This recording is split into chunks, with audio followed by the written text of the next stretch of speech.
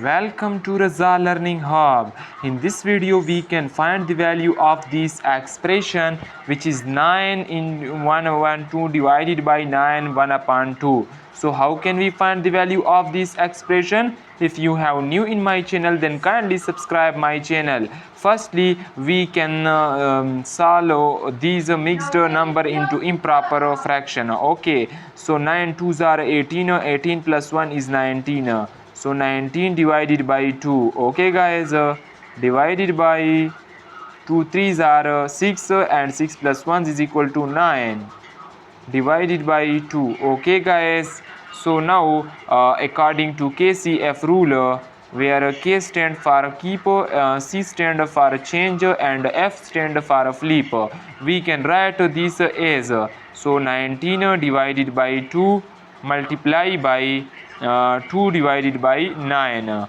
Okay guys, so 2 2s are cancel with each other, and 19 divided by 9 is the final answer.